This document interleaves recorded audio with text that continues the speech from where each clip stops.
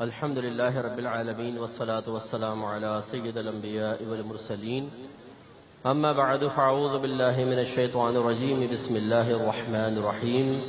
قال تبارك وتعالى في القرآن المجيد والفرقان الحميد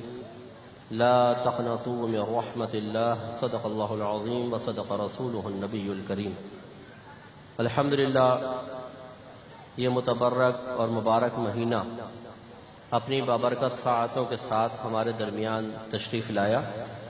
اور تیزی کے ساتھ رخصت ہوتا ہوا آخری عشرے تک حتیٰ کہ 27ویں تک پہنچ گیا ہے۔ نبی کریم صلی اللہ علیہ وسلم نے آخری عشرے کی طاق راتوں میں شب قدر کو تلاش کرنے کا حکم ارشاد فرمایا، اور تلاش کا بنیادی مقصد یہ ہے کہ انسان اس رات میں اترنے والی رحمتوں اور برکتوں کو حاصل کر کے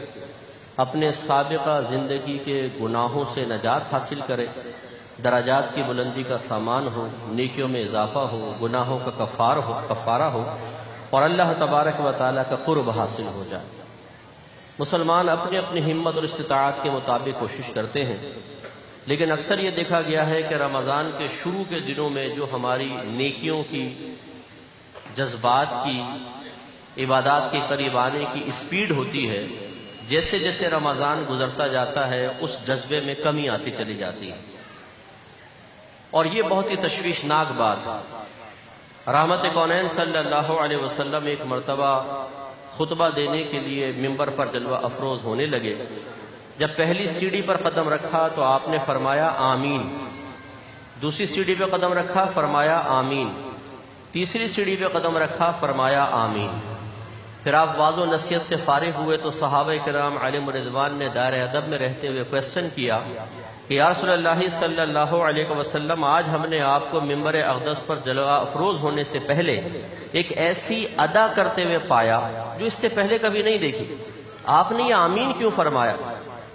تعجب کی وجہ یہ تھی کہ دعا ہو نہیں رہی اور آمین سرکار فرما رہے ہیں، کیونکہ آمین کا مطلب ہوتا ہے استجب، اے اللہ اس دعا کو قبول فرما لے۔ جب صحابہ کرام نے استفسار کیا تو نبی کریم صلی اللہ علیہ وسلم نے بحکم الہی کے غیبی امر کو ظاہر فرمایا۔ سرکار نے ارشاد فرمایا، جب میں نے پہلی سیڑھی پہ قدم رکھا تو جبریل امین میرے پاس حاضر ہوئے اور انہوں نے دعا کی کہ یا رسول اللہ کی بارگاہ میں دعا کی، اور پھر سرکار کو مخاطب کیا، اے اللہ ہلاک ہو جائے وہ شخص کہ جو رمضان کا مہینہ پائے اور پھر بھی اس کی بخشش و مغفرت نہ ہو۔ سرکار فرماتے ہیں میں نے اس پر کہا آمین۔ پھر جب میں نے دوسری سیڑھی پہ قدم رکھا تو جبریل امین نے دعا کی کہ ہلاک ہو جائے وہ شخص جو اپنے ماں باپ میں سے دونوں کو یا کسی ایک کو بڑھاپے کی حالت میں پائے اور پھر بھی ان کی خدمت کر کے داخل جنت نہ ہو۔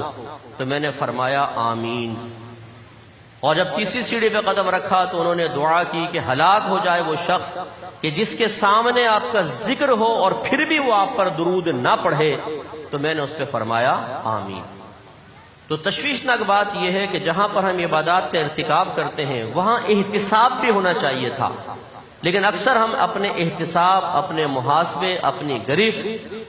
آخرت میں اللہ تعالیٰ کی بارگاہ میں کھڑے ہونے کی جو کیفیات ہیں ان سے غفلت اختیار کر لیتے ہیں، عبادات چلتی رہتی ہیں، اور یہ انتہائی نازک بات ہے۔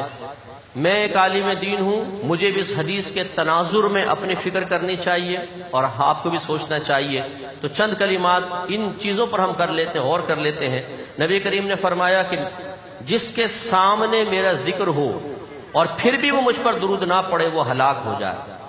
ذرا توجہ رکھیے گا کہ دعا کرنے والے تمام فرشتوں کے رسول اور سردار ہیں، اور ہمارے نبی کریم صلی اللہ علیہ وسلم ان کے بھی سردار ہیں۔ وہ دعا کریں سرکار آمین فرمائیں، اس کی قبولیت میں کوئی شبہ نہیں ہوگا۔ لہٰذا پہلی بات یاد رکھیں، جس کسی محفل میں نبی کریم صلی اللہ علیہ وسلم کا تذکرہ ہو، پہلی مرتبہ درود پاک پڑھنا واجب ہوتا ہے، نہیں پڑھیں گے تو گناہگار ہوں گے۔ اس کے بعد جتنی مرتبہ ذکر ہوتا رہے، درود پڑھتے رہیں، انشاءاللہ ثواب ملے گا، لیکن اس کے بعد یعنی پہلی مرتبہ کے بعد اگر نہیں پڑھا تو گناہگار نہیں ہے، ثواب ملے گا، لیکن پہلی مرتبہ واجب ہے۔ دوسرا، ماں باپ میں سے جس کسی کو بھی بڑھاپے کی حالت میں پائیں ان کی خدمت کر کے جنت کو حاصل کرنے کی کوشش کریں۔ ایک صحابی نبی کریم صلی اللہ علیہ وسلم کی خدمت میں حاضر ہوئے، یا رسول اللہ صلی اللہ علیہ وسلم میں جہاد کرنا چاہتا ہوں۔ سرکار نے فرمایا تیرے ماں باپ میں سے کوئی زندہ ہیں؟ عرض کی میری ایک بوڑھی والدہ ہیں۔ سرکار نے فرمایا ان کی خدمت کو لازم پکڑ لے، اللہ تبارک و تعالیٰ تیرے لیے اسی میں جہاد کا ثواب رکھ دے گا۔ ہمارے ہاں صورتحال یہ ہے کہ جب جیسے جیسے ہمارے ماں باپ بوڑھے ہوتے ہیں،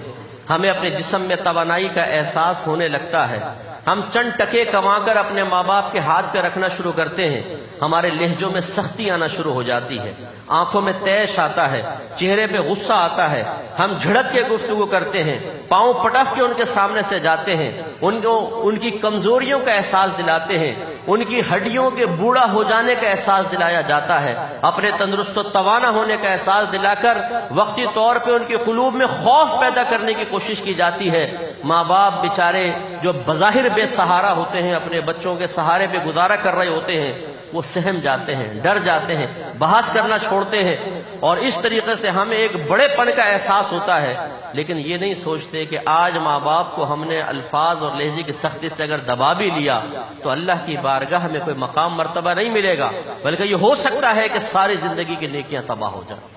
میرے آقا صلی اللہ علیہ وسلم کا فرمان دی شان ہے، طویل حدیث کا آخری حصہ عرض کر رہا ہوں، آپ نے فرمایا کہ جس کی کوئی ماں ہو اور اس سے ناراض ہو، وہ جس طرح ہو سکے اس کو راضی کر لے، اس لیے کہ اگر ماں ناراض ہوگی تو اللہ تعالیٰ اس اولاد کا نہ فرض قبول کرے گا نہ نفل قبول کرے گا۔ اور باپ کے بارے میں سرکار نے ارشاد فرمایا، باپ یا تو جہنم کے دروازوں میں سے ایک دروازہ ہے یا جنت کے دروازوں میں سے ایک دروازہ ہے، یعنی اگر باپ کے ساتھ بدتمیزی کی، لہجے سخت رکھے، انہیں جھڑکا، اپنے آوارہ گرد دوستوں سے برے اثرات اور مضر اثرات قبول کرتے ہوئے اپنے ماں باپ کو حقیر سمجھ کر ان کے سامنے بدتمیزی کے جملے کہے، تو یہ ہو سکتا ہے کہ وہی باپ جہنم میں جانے کا سبب بن جائے۔ اس لیے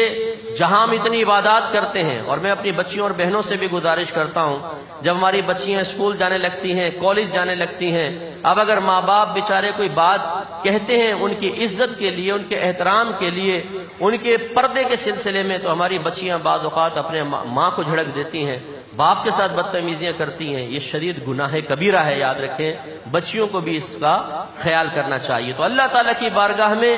فوراً سے پیشتر توبہ اور اپنے ماں باپ کو راضی کرنے کی کوشش یہ رمضان کے آخری دنوں میں انتہائی ضروری ہے، کیونکہ اگر کسی نے ہم میں سے کوئی ایسا بیٹھا ہے جس نے اپنے ماں باپ کو ناراض کر رکھا ہے، ان کا دل توڑا ہے، ان کی دل آزاری کی ہے، سب کے سامنے یا بیوی کے سامنے ان کو ذلیل اور بے عزت کیا ہے، فوراً سے پیشتر معافی مانگ لے، ورنہ ہو سکتا ہے اس رمضان میں کی گئی عبادات قبول نہ ہو رہی ہوں، نہ فرض قبول ہو رہا ہو، نہ نفل قبول ہو رہا ہو۔ اور آخری بات، سرکار نے ارشاد فرمایا، جس نے رمضان کا مہینہ پایا اور پھر بھی اس کی بخشش و مغفرت نہ ہو، وہ بھی ہلاک ہو جائے۔ رمضان کا مہینہ موجود ہے، مجھے اور آپ کو اس آخری دنوں میں اپنا احتساب کرنا ہے کہ ہم نے رمضان کیسے گزارا تھا۔ کیا ہم نے فوش ویب سائٹس کا وزٹ چھوڑا؟ کیا ہم نے سوشل میڈیا پر بری دوستیاں ترک کی؟ کیا ہم نے گالیوں کو چھوڑا؟ کیا ہم نے آوارہ گردیوں کو چھوڑا؟ کیا اپنے ذہن میں جان بوجھ کر گندے خیالات لا کر حصول لذت کے لیے جو وقت گزارنا پہلے عادت بنایا ہوا تھا، رمضان میں اس کو ترک کیا؟ کیا ہم نے جھوٹ کو چھوڑا، فراڈ چھوڑا، حرام کمانا چھوڑا؟ اگر یہ چیزیں ہمارے درمیان موجود نہیں ہیں، اسی طرح ہماری بہنیں، کہ غیبت کے بغیر ہماری بہنوں کا گزارا نہیں ہوتا۔ ایک خاتون کو منع کیا گیا کہ آپ غیبت نہ کریں، وہ کہنے لگی مفتی صاحب پھر ہم بیٹھ کر کیا باتیں کریں؟ یعنی حیرت انگیز سوال ہے کہ غیبت اگر دو عورتیں مل کر بیٹھ جائیں، غیبت نہ کریں تو کیا کریں پھر؟ یہ بتائیے کہ ایک دوسرے کا منہ دیکھیں؟ تو واقعی ان کے لیے بڑی تشویشناک بات ہے، لیکن یہ آخرت کے سلسلے میں انتہائی ہولناک بات ہے کہ حالت روزہ ہو پھر بھی شوہر کی غیبت، ساس کی غیبت، نندوں کی غیبت اور برائیاں ہو رہی ہوں، بخشش و مغفرت کے دروازے بند ہو سکتے ہیں۔ یہ آج مبارک اور متبرک رات ہے۔ اللہ تبارک و تعالیٰ نے کروڑوں غافل مسلمانوں کے درمیان میں سے ہم سب کو اس متبرک محفل میں جمع ہونے کی سعادت عطا فرمائی ہے۔ میں گزارش کرتا ہوں اللہ تعالیٰ کی بارگاہ میں کامل توبہ کی طرف مائل ہو۔ یہ چند رمضان کی گھڑیاں رہ گئی ہیں، اگر یہ رمضان گزر گیا اور بخشش و مغفرت نہ ہوئی تو ہلاکت ہماری طرف متوجہ ہو سکتی ہے، اور اگلے رمضان کا کچھ پتہ نہیں۔ آج میں آپ کے سامنے بیان کر رہا ہوں، ہو سکتا ہے اگلے رمضان تک زندہ نہ رہوں، اور آپ آج ہمارے سامنے بیٹھے ہیں، ہو سکتا ہے اگلے رمضان سے پہلے پہلے آپ زیر زمین جا چکے ہوں۔ حضرت علی رضی اللہ تعالیٰ عنہ فرمایا کرتے تھے، دنیا کے سارے لوگ سو رہے ہیں، یہ جاگیں گے اس وقت جب ان کو موت آئے گی۔ موت کا ایک جھٹکا ہمیں ہمارے پیاروں کے درمیان سے اٹھا کر اندھیری قبر کے اندر لے جائے گا۔ آج سے پہلے ہم نے مختلف لوگوں کو اپنے سامنے مرتے ہوئے دیکھا، اپنے بارے میں ہم سوچتے بھی نہیں ہیں، ایک دن ہماری لاش بھی ہمارے گھر والوں کے سامنے پڑی ہوگی، گھر میں کوہرام مچا ہوگا، بیوی رو رہی ہوگی، بچے رو رہے ہوں گے، دوست احباب افسوس کا اظہار کر رہے ہوں گے، رشتہ دار اور محلے والے جمع ہوں گے، ہم سب شعور کی دنیا سے دیکھ رہے ہوں گے،